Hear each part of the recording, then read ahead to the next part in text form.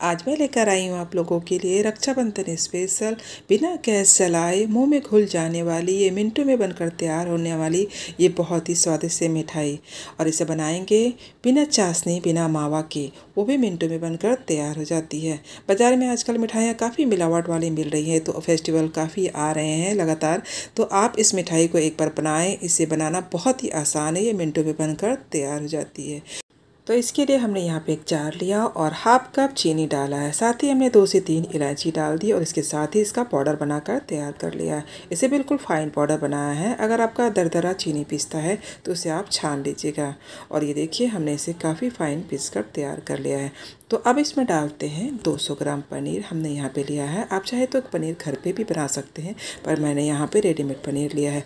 आप यहाँ पे अगर सूखा पनीर डालेंगे तो ज़्यादा बेटर रहेगा, क्योंकि नॉर्मल पनीर में पानी होता है और पैकेट वाले पनीर में पानी नहीं होता है।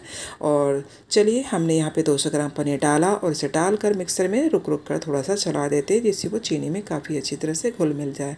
तो चीनी के साथ ही पनीर को हमने एक बार चलाकर पीस लिया और देखिए कितनी फाइन पीस कर तैयार हो गई। तो चलिए अब इसे एक बाउल में ट्रांसफ़र कर लेते हैं। और इसके साथ ही हमने यहाँ पे डाला है हाफ कप मिल्क पाउडर और इसके साथ ही हमने यहाँ पे डाला थोड़ी सी कटी हुई पिस्ता की कतरन। आप यहाँ अपने पसंद की कोई भी बादाम डाल सकते हैं और इसे अच्छी तरह से मिक्स कर देते हैं।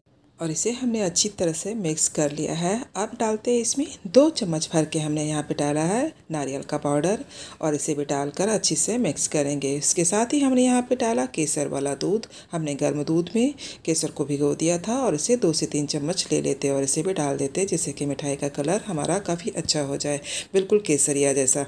तो चलिए अब अपने हाथों में थोड़ा सा घी या तेल लगाकर इसे अच्छे से मसलते हुए पूरी डो की तरह हमें तैयार कर लेना है। और ये लीजिए हमारा डो बिल्कुल तैयार हो गया है। अब डो को उठाते हैं, चॉपिंग बोर्ड पे डालकर अपने दोनों हाथों से उसे फैलाते हुए लंबा बना लेते हैं। तो दोनों साइडों से घुमाते हुए हमने इसे लंबा गोल एक साइज़ का बनाकर तैयार कर लिया। देखिए कितनी अच्छी तरह से दिख रहा है ना, लंबा कर दिया हमने इसे। और अब हमें करना क्या है, इस डो को उठाते हैं हाथ में और बटर पेपर लगाते हैं। बटर पेपर के ऊपर से रखकर एक बार अच्छी तरह से फिर से घुमा लेते हैं। और ये लीजिए हमने इसे अच्छी तरह से चिकना कर लिया है और देखिए बिल्कुल एक समान हमारा रोल तैयार हो गया। अब इसके ऊपर डालते हैं पिस्ता की कुछ कतरन। आप यहाँ पे अपने पसंद कोई भी बादाम डाल सकते हैं और इसके साइड भी डाल देते हैं, जैसे कि चारों तरफ हमारी पिस्ता की कतरन इसके ऊपर अच्छे से लग जाए। अब बटर पेपर की मदद से ही उसे उलट पुलट करते हुए चारों तरफ हमारे पिस्ता की कतरन को उसमें अच्छी तरह से लपेट देते हैं। और ये देखिए हमने इसे घुमाते हुए काफ़ी अच्छी तरह से पूरी तरह पिस्ता के कतरन को चारों तरफ लगा दिया है और ये हमारी रोल बिल्कुल तैयार हो गई है। तो अब हमें करना क्या है, पूरी तरह से इस बटर पेपर पे गोल गोल घुमाते हुए इस मिठाई को अच्छे से रैप कर देते हैं। और ये देखिए हमने इसे कितनी अच्छी तरह से रोल कर कर तैयार कर दिया और इसके किनारों को भी हमने अच्छी तरह से सील कर दिया। और ये देखिए हमारा ये रोल बनकर बिल्कुल तैयार है। तो चलिए अब इस रोल को उठाते हैं और इसे 1 घंटे के लिए फ्रिज में रख देते हैं, जिससे कि हमारी मिठाई काफ़ी अच्छी तरह से सेट हो जाए। और ये लीजिए हमने 1 घंटे के लिए रोल को रख दिया था और ये हमारी मिठाई काफ़ी अच्छी तरह से सेट हो गई है। तो बस बटर पेपर को हटाते हैं और हमारी मिठाई को देखिए कितनी अच्छी शानदार हमारी ये मिठाई लग रही है। बिल्कुल कम चीज़ों में फेस्टिवल के लिए ये मिठाई बहुत ही शानदार है। इतनी झटपट बनकर तैयार हो जाती है और किसी को यकीन भी नहीं होगा कि आपने बिना गैस जलाए इतनी स्वादिष्ट मिठाई बनाई है। तो चलिए अब इसे कट कर लेते हैं और देखिए इसकी पीस कितनी शानदार लग रही है। बस जैसे भी आपको जिस भी साइज़ का कट करना है आप इसे अच्छे से कट कर लें। आप चाहे तो इसे सेट करके बर्फ़ी की तरह भी बना सकते हैं या फिर इसे गोल लड्डू की तरह भी बना सकते हैं। जैसे भी आप चाहें इस मिठाई को बनाकर तैयार कर सकते हैं। और ये लीजिए हमने इसे कट कर दिया और देखिए हमारी ये शानदार कितनी स्वादिष्ट और कितनी ही लाजवाब लग रही है। आप जिसे भी खिलाएंगे आपकी तारीफ़ करते नहीं थकेंगे, क्योंकि किसी को पता भी नहीं चलेगा इतनी कम चीज़ों में ये लाजवाब सी मिठाई बनकर तैयार हो जाती है। तो फेस्टिवल लगातार आ ही रहे, आप इसे किसी भी फेस्टिवल में बनाएं और इन्जॉय करें। सबको बहुत पसंद आने वाली है और आपके मेहमान भी खाकर खुश हो जाएंगे।